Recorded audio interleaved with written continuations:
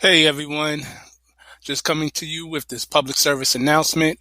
If you haven't heard about Anchor, it is the easiest way to make a podcast. So let me explain. First and foremost, it's free to do so. You don't got to come out of your pocket. There's creation tools that allow you to record and edit your podcast right from your phone or computer. Anchor will distribute your podcast for you, so it can be heard on Spotify, Apple Podcasts, and a whole bunch of others platforms. You can make money from your podcast with no minimum listenership. That's why I got on it. It's everything you need to make a podcast in one place. Download the free Anchor app or go to anchor.fm to get started. All right, peace.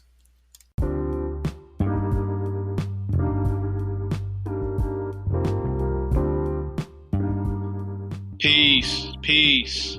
We are back once again with Masterminds with Brother Shemel. I'm your host, Brother Shemel, and I am happy to be back once again with another episode of Masterminds with Brother Shemel.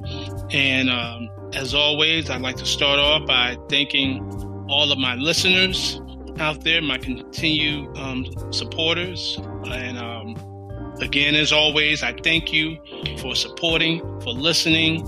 I've been getting great feedback as always. The love is definitely appreciated. I'm being told that some people are listening to my podcast several times over. I know I pack a lot of information, and I thank you for taking the time to listen and study and dissect it. As I mentioned in the past, I do my best to put in as much as I can within an hour time span. I don't try to go over that, but I definitely, don't want to shortchange the audience and give them. I definitely want to give them the information that they're looking for. So again, I thank you. For those who are not familiar, you can check out my website, sheml.com. That's SHEM-EL.com. You can check out my podcast there. If you want to, you can also get my literature there, my books, and my other products as well. And I would love to have your feedback on the website. Let me know what you think. Let me know what you think, what you like, what you could care less about, think needs some improvement. So I want to service the people as best as I can. So I'm going to get right to it. This episode, we're going to go into one of my favorite topics, Elohim, the seven created spirits. The seven created spirits. Many of you already know that I've written a book entitled Who is Elohim? And I will be reading from sections of that book, as well as sections of my other book, What is the Higher Self? As always, I'll go into the Circle 7 and other writings. But the important part that I want to get into in reference to this particular topic, and you've heard me speak on previous episodes about Elohim. Of course, I have the series where I went into the Kabbalah, Elohim, Fall of Man, and the Kabbalah. I have that series, and where I went into the Kabbalistic Tree of Life, the Sephira, and the various, the four worlds and things of that nature, and how it tied into the Elohim. From this standpoint, I want to really dive into a little more into the definition of seven created spirits, what that really means, how does it relate to us on a day-to-day basis, like how is that even practical, what is the significance in other things as it corresponds with the law of seven, as I like to say. So without further ado, what I want to do is to always set it off. I'm going to go into the Circle 7, and I'm going to go into chapter 11. Now, I'm going to go into the verse as I know it in my book is verse 18, although in some Qurans and some circle sevens, it is not that verse. The verses are numbered differently for some strange reason, as I've come to find out. But it is the part that I'll read from this section that begins as such. Time never was when man was not. That which begins will have an end. If man was not, the time will come when he will not exist.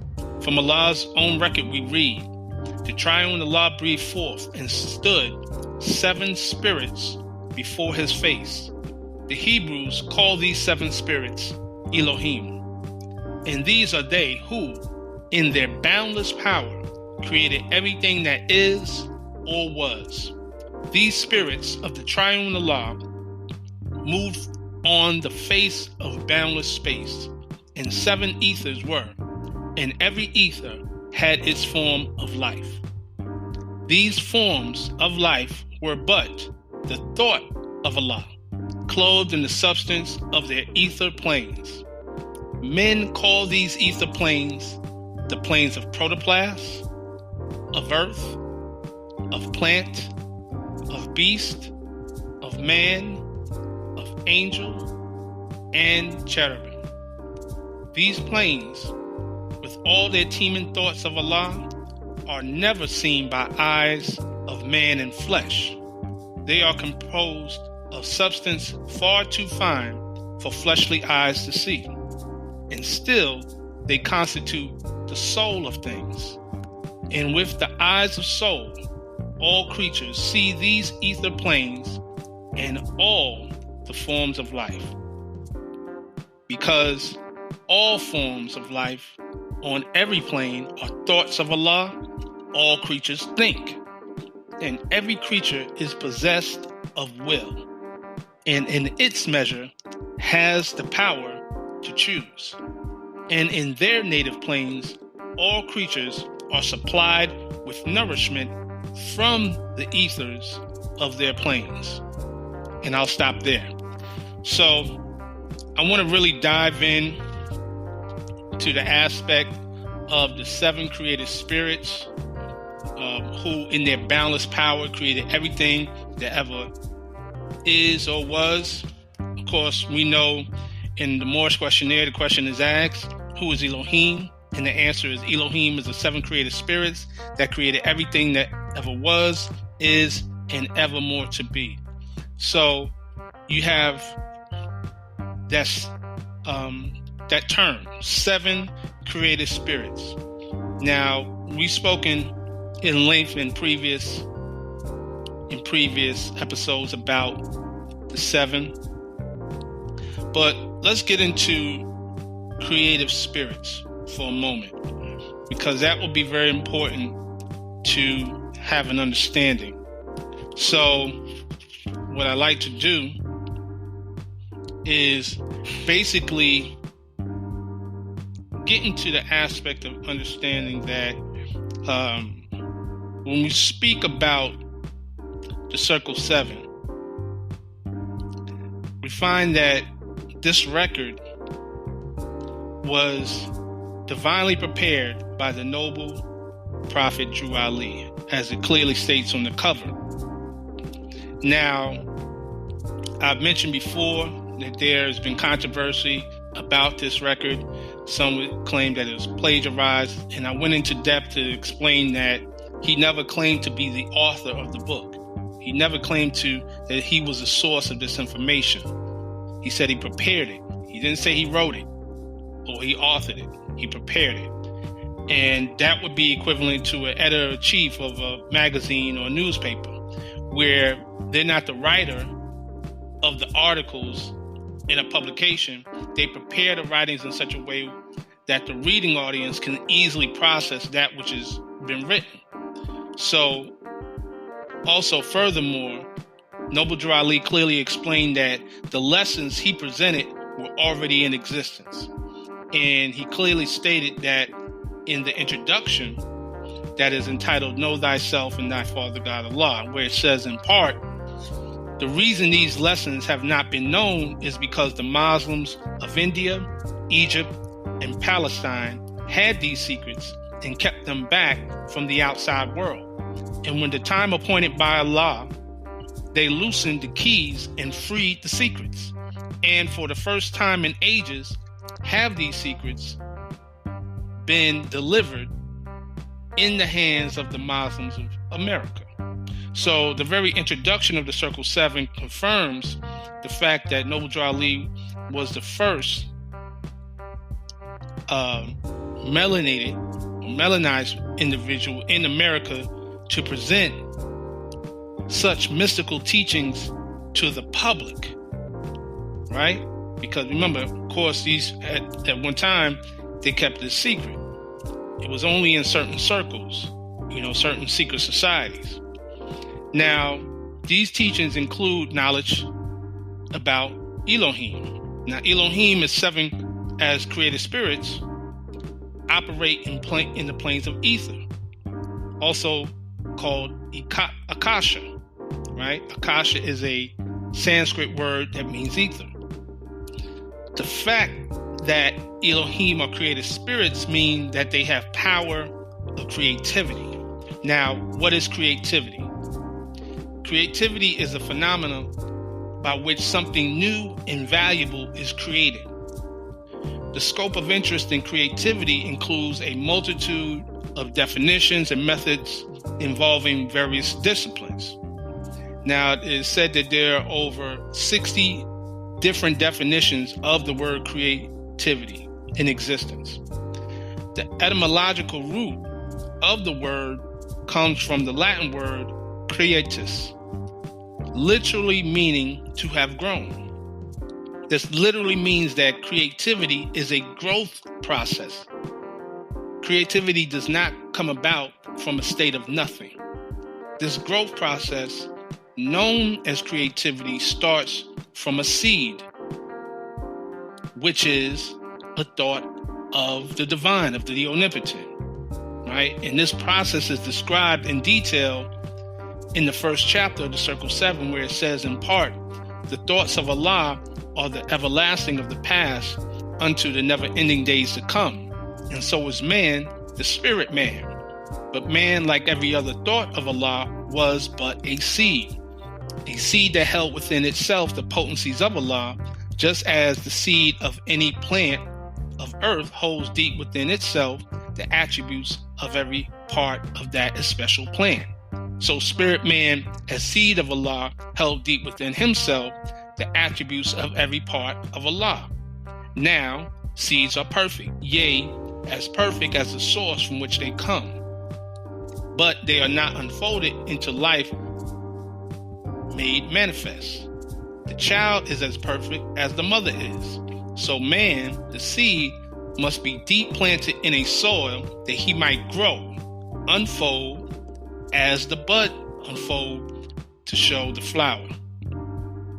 As does the bud unfold to show the flower, right?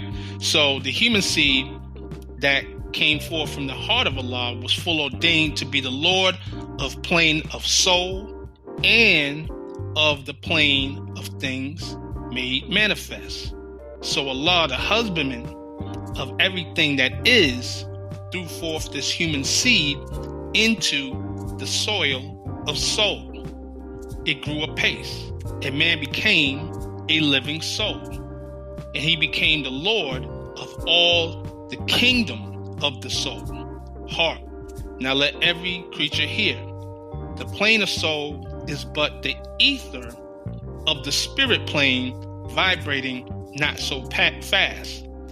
And in the slower rhythm of this plane, the essences of life are manifest.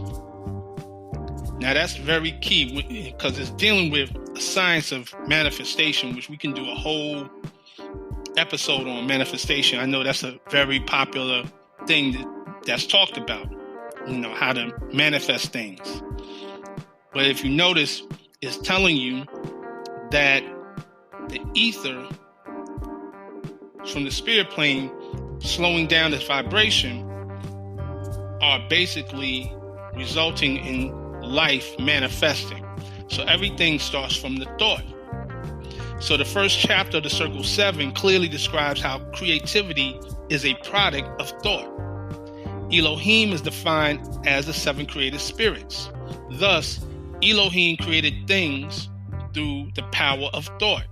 In fact, in the Circle 7, as I mentioned before, we already stated, it states that from Allah's own record, we read, the triune Allah breathed forth and stood 7 spirits before his face. The Hebrews call these 7 spirits Elohim. And these are they, in their boundless power, created everything that is or was, right? So, let's get to this. What is thought? Thought is defined as an idea, plan, conception, or opinion produced by mental activity.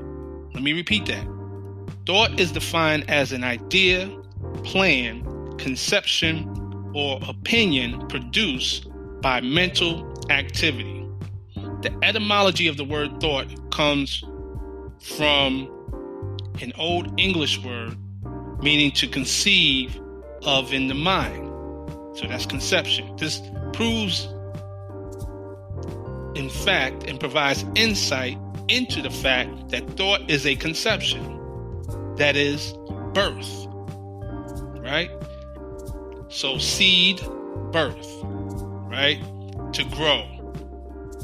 You following now? So thought grows by way of creativity. You plant the seed, it gives birth to a thought. You're giving birth to an idea, and it grows. As it grows, that's the creativity process, right? That's why if you have people who are into business, nothing ever really, the greatest business plans don't really succeed. That the greatest business plans succeed by virtue of the creativity, the creativity process, meaning the nurturing of the idea to bring it into fruition. Oh, well, you got an idea. Well, I want to start a record label. Okay, so what it takes to start a record label? Well, we can't do this. Okay, well, let's try to do it this way. Since we can't go get a major distribution deal, let's go through iTunes and work it that way. Let's hit the streets. Let's start regional, and then we can build up nationally and internationally. So I'm just using a real generic analogy to give you an idea of the fact that the end part of a successful record label, such as a No Limit, or a Bad Boy, whatever, they didn't just happen overnight. It was a process, but it started with that seed, which was the thought. Okay, so I want to address some aspects of the creative spirit. So one of the things we would have to also ask the question, and we've talked on this before, is what is spirit?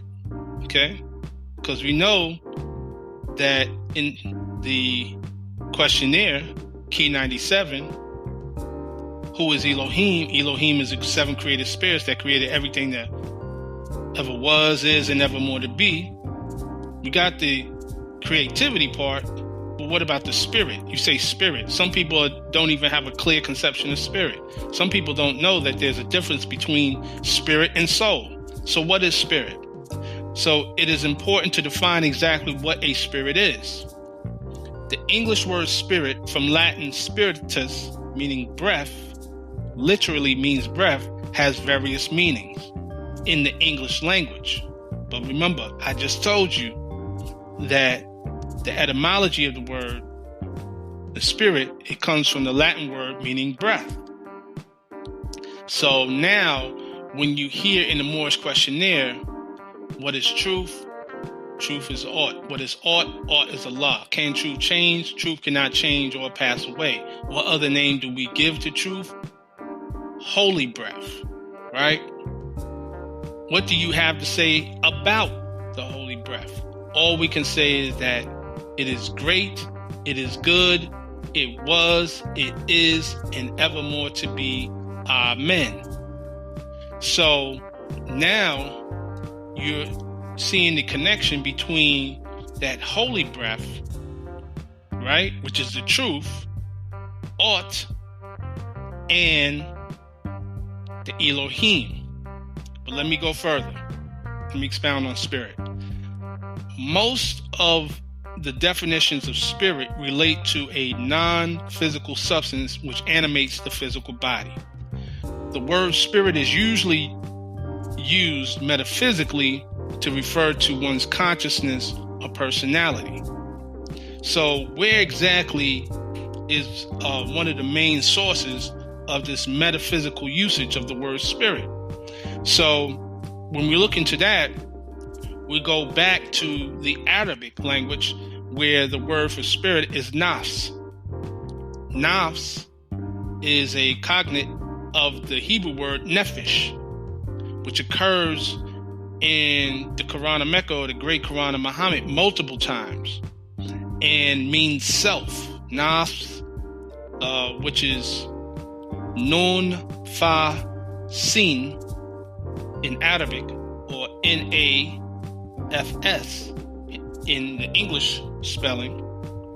It is translated as self, or the ego, the psyche, or the spirit. So there are three principal phases of nafs, or spirit, that are mentioned in the Quran of Mecca. So these phases denote the procedure for the development, refinement, and mastery of the nafs, or the spirit. So I can go and I'll read those. So the first one is temptation. That's the first phase. So if you go to the Quran, Al-Quran, the 12th surah, and the 53rd ayat, 12th chapter, 53rd verse, it will say in some translations, "And I do not declare myself free.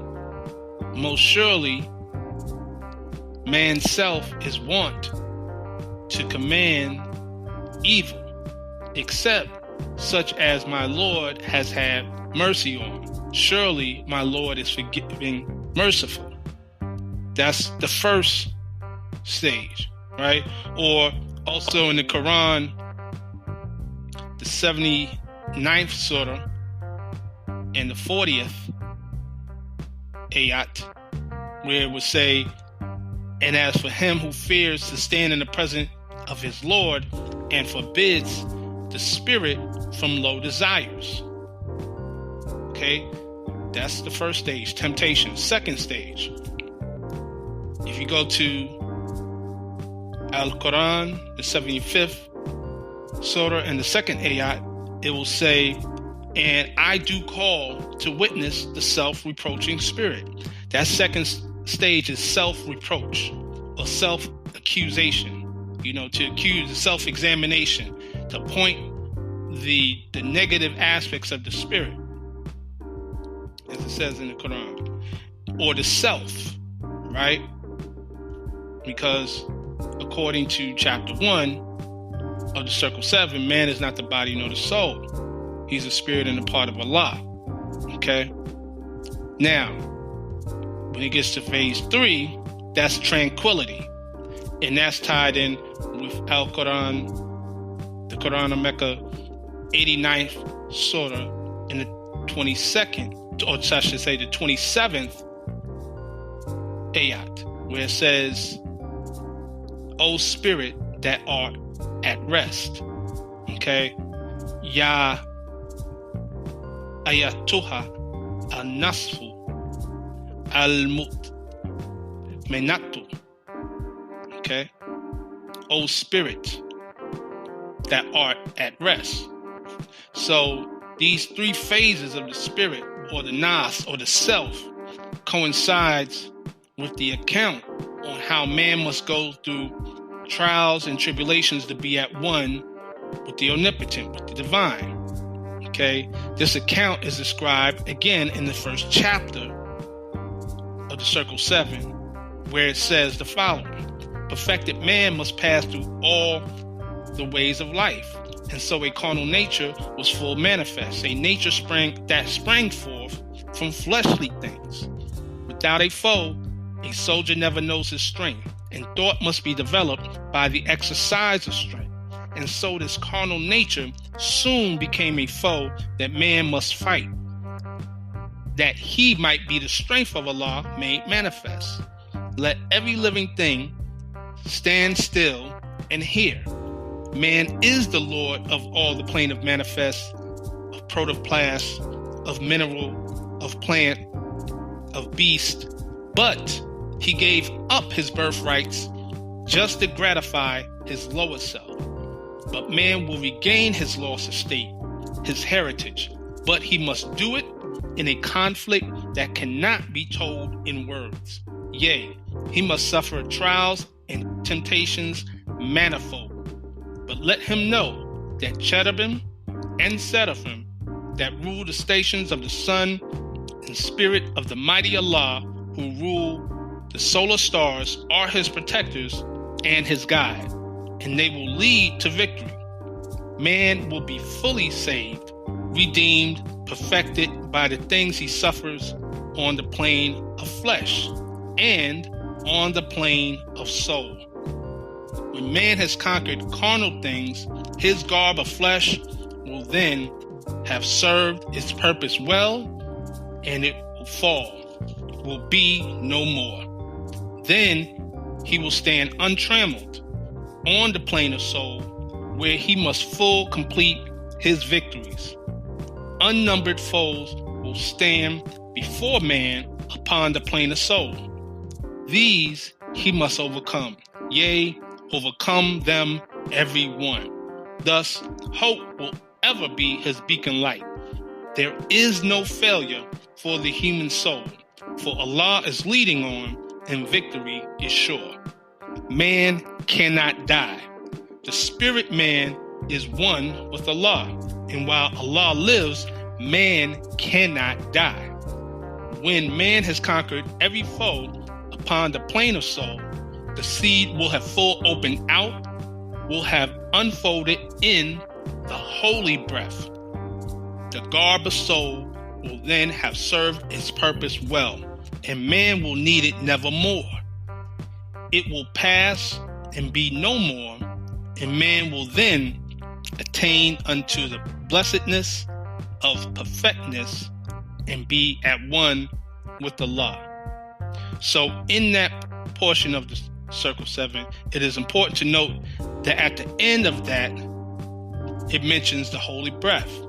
As mentioned before, the English word spirit comes from the Latin word spiritus, which means breath. You can see this in the words like respiration, inspire, and perspire, right? The spiritus. This is also confirmed in chapter 8 of the Circle 7, verse 9, where it states, and Jesus said, the holy breath cannot be seen with mortal eyes, nor can men see the spirit of the Holy One. Okay? And again, it's also confirmed back when we talked about in chapter 11, where it says, the triune Allah breathed forth and stood 7 spirits before his face. This proves that Elohim is a product of the holy breath. Okay? And as I mentioned in that questionnaire, the question is asked, what have you to say about the holy breath? All we can say is, it is great, it is good, it was, it is, and nevermore to be. Amen. Now, the interesting thing to note about the word Amen, which is said to mean so be it, is that it actually originates from an ancient Kemetic word pronounced Amen, Aman, or Amun, which translates as hidden one. This explains why it is said that the holy breath cannot be seen with the mortal eyes. And in ancient Kemet, Amen represents the classical element of air by way of wind, right? And I'm going to get into a little later about the connection between the word Amen and a certain part of your brain. later on. So we will also get into a little later about what are the classical elements and a little bit more in our next section.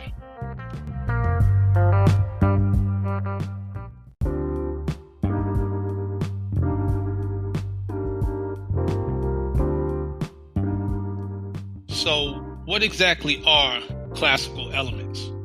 Classical elements are thought to reflect the fundamental parts and principles of which anything consists, or upon which the composition and basic powers of anything are founded. So, moreover, the classical elements refer to ancient concepts inspired by natural perception of the states of matter. So in terms of classical elements, earth relates to solid, water relates to liquid, air relates to gas, and fire relates to plasma. So keep that in mind. In ancient mystical teachings, the four elements, earth, water, air, and fire, appear often.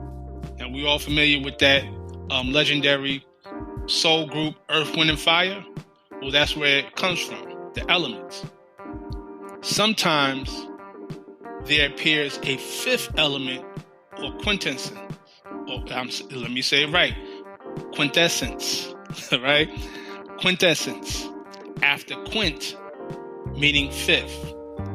And that fifth element is called Akasha in Sanskrit, right? I spoke about it. Akasha means ether. In the field of metaphysics, there's something called the Akasha Records. Now, what are the Akasha Records? The Akasha Records are records of mystical knowledge. The records are located in a non-physical plane of existence called the plane of soul, which is mentioned in the first chapter of the Circle 7. Some teachers of metaphysics have stated that the biblical tree of knowledge of good and evil actually represents the Akashic Records, right?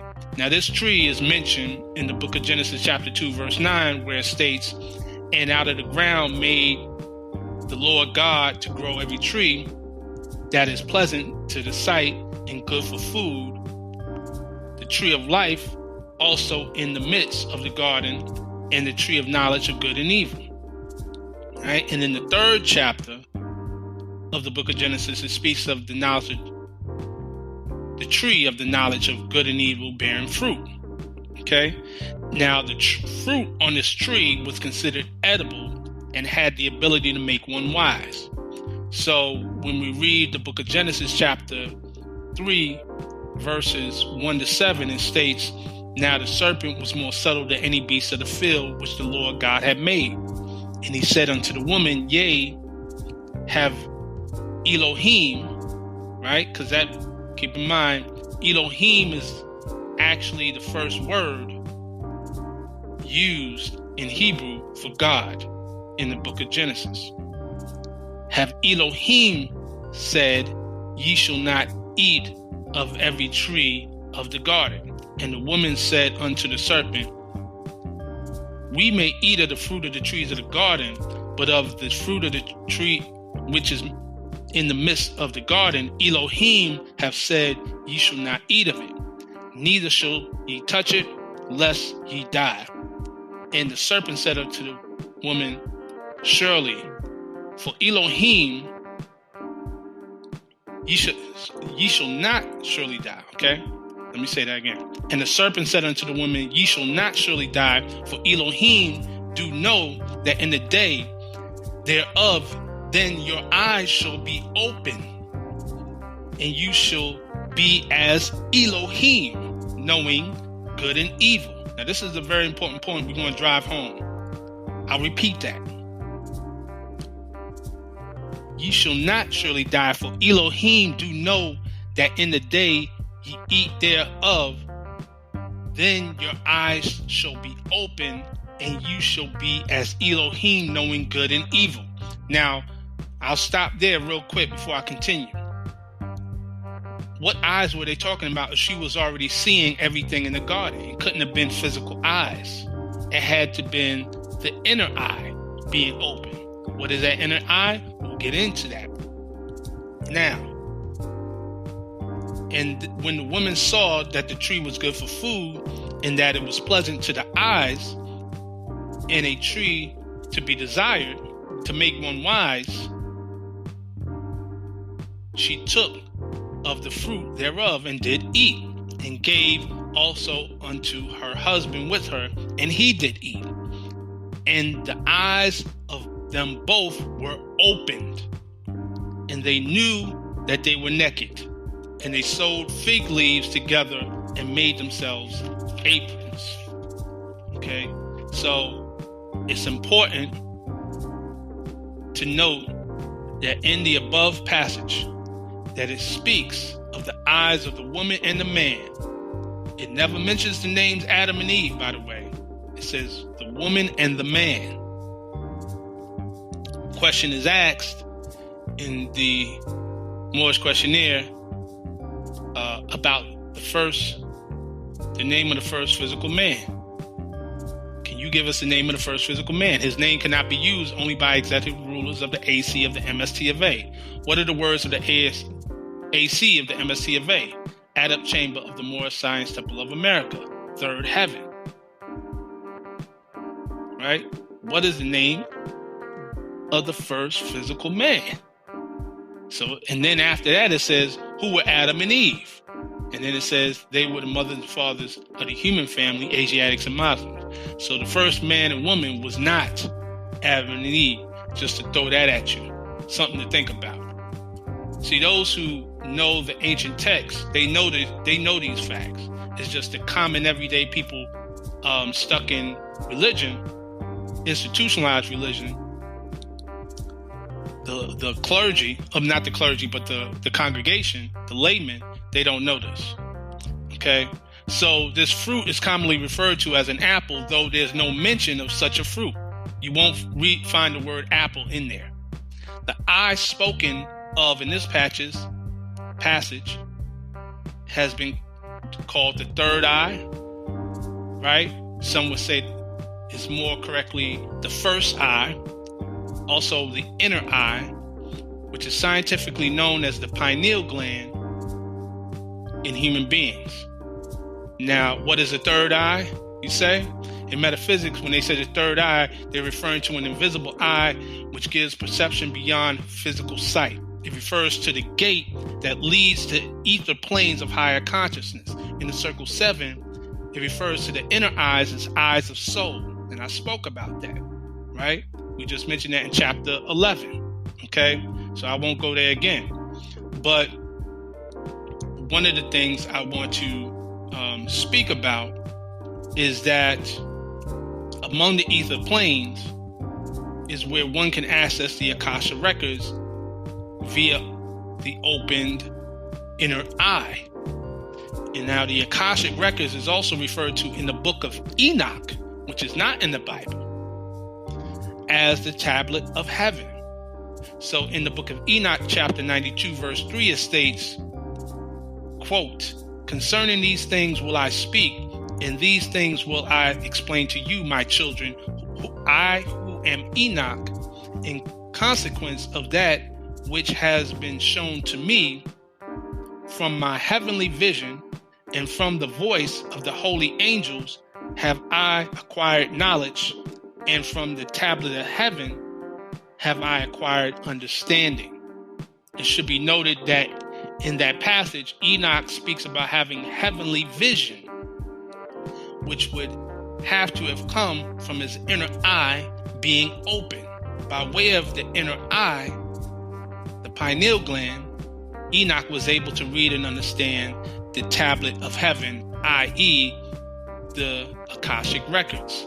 So, let me get to a point. It also mentions about angels. One of the things I want to speak about, so we can really drive home, is the archangels. Okay? And this is going to be important, right? Because basically, this is going to tie into the 7 created spirits.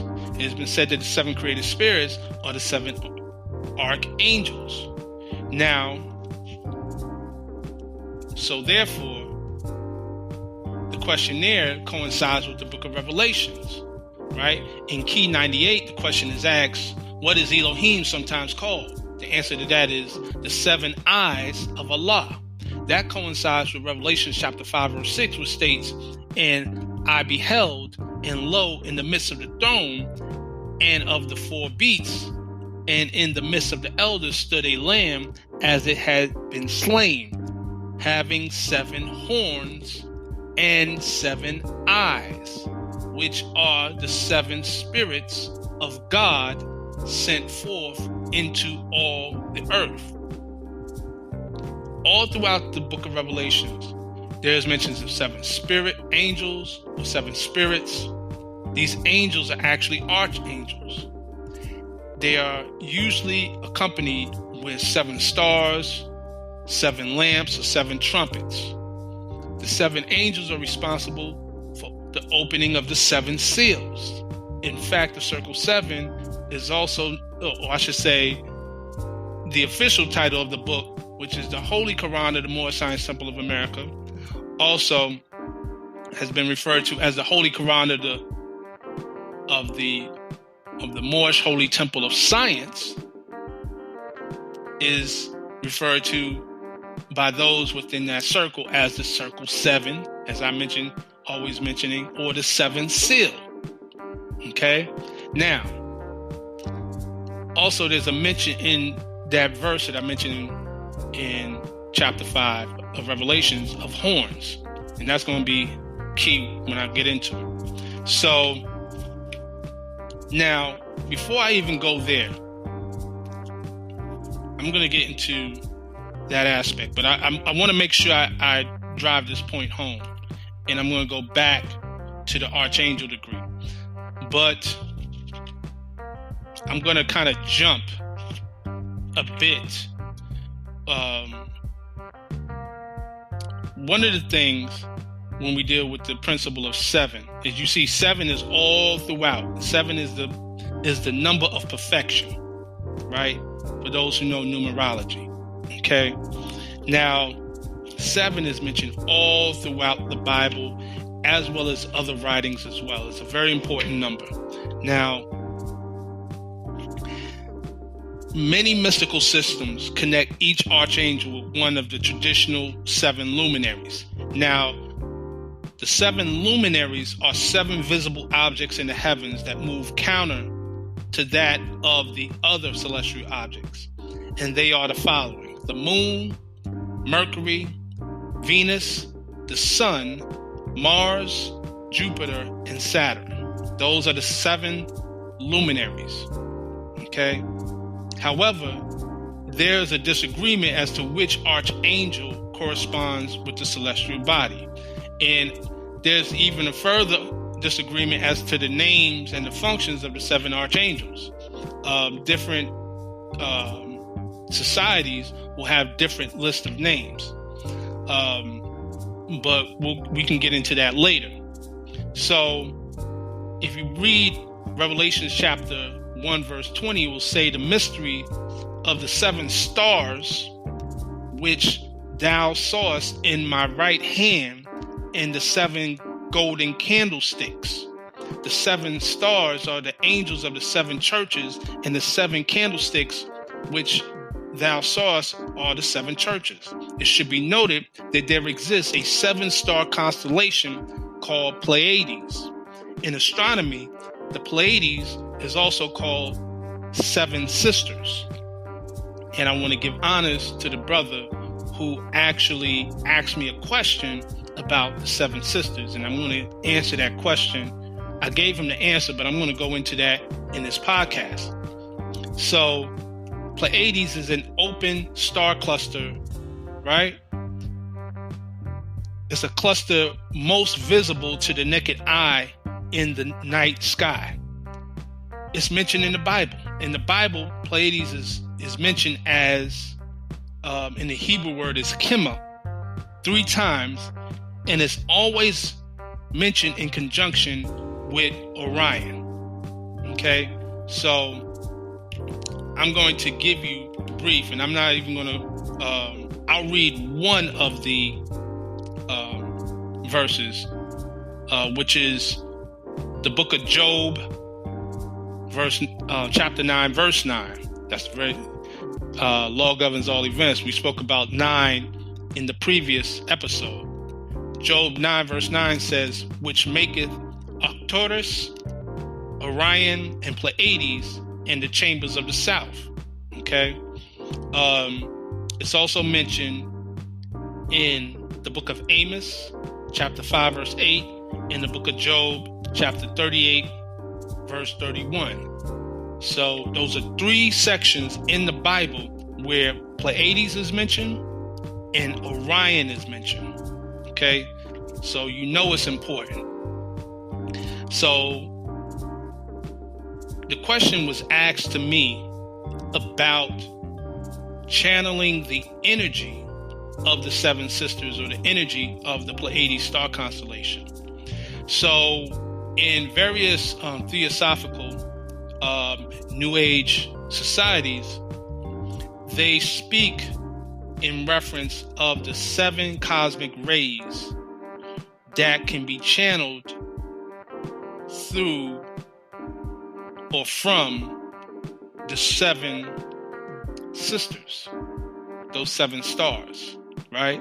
And remember, the 7 stars are mentioned in the book of Revelations. So what this has to deal with a lot is the pineal gland. I spoke about the pineal gland earlier, and I'm going to get more into it. So one of the things you have to realize is that the pineal gland, in conjunction and in cooperation with the hypothalamus, can actually help us access that energy, that cosmic star energy from that region. Okay? And to many people that, many people are not familiar with that. Like, how can that be even the case? How can you even speak of that in that context? So what I want to say is this. In Qigong and Taoism, and I mentioned this before, they have what's called the 3 Dantian. You have the upper Dantian, the middle Dantian, and the lower Dantian. And these are energy centers that is used in Qigong, for development. The lower Dantian is about 2 to 3 inches below the navel, right? The middle Dantian is somewhere around the solar plexus area, and the upper Dantian is in your head area, around the area of the pineal gland, in the crown area, right? Interestingly enough, the upper Dantian is also called the crystal palace or the crystal room, which is synonymous with the crystal city mentioned in the book of Revelations. So if you read the book of Revelation, specifically Revelation chapter 21, in chapter 21, and this again, law governs all events, is 3 times 7. 3 times 7 is 21. 3 triune law, breathing forth the 7 spirits. So in Revelation chapter 21, you will find where it talks about the New Jerusalem. Okay? And therefore, it talks about where the angel is dealing with John and carrying him away in the spirit. In verse 10, it says, and he carried me away in the spirit to a great and high mountain and showed me that great city, the holy Jerusalem, descending out of heaven from God. Now, we've always talked in Moor science, heaven is a state of mind, not a place. Having the glory of God, her light was like unto a stone most precious, even like a jasper stone, clear as crystal. Okay? It goes on to say that this crystal city had 12 gates. Okay? 12 openings, and it says that the 12 gates were 12 pearls. Okay? It goes on. It's very in depth in the description of it. Interestingly enough, you'll find in verse 20 of that same chapter, it will state that the seventh crystal is Chrysolite, right? Which is called today peridot, from the Arabic word faridot, which means gem. But Chrysolite actually comes from two Greek words, chrysos, meaning gold, and light or lithos, meaning stone, right? It's actually a yellowish green stone gem, right? But the interesting thing is that the seventh stone called Chrysolite, that Chrysos is phonetically similar to Christos or the Christ. So in Chrysos is gold, Christos is Christ, as in the golden child is the Christ child. Okay? So you have to see the connection right there. So and I'm going to speed it up and kind of wrap this up in a way to concise it, because I know I don't want to go too long, but there's a type of meditation that deals with focusing on the crystal palace or the crystal city, which is the upper Dantian. Okay? They regard that point as the main switch of the universal force. When the spirit awakens, it resides in that place. So the pineal gland acts as the male positive charge, and the hypothalamus acts as the female negative charge, or the masculine and feminine. Not negative as in bad, or good, or positive, negative as in good and bad, but positive as in polarity. Okay? So when they're connected, they give a powerful balanced force. So by focusing on the center and visualizing the seven stars, the seven sisters, right?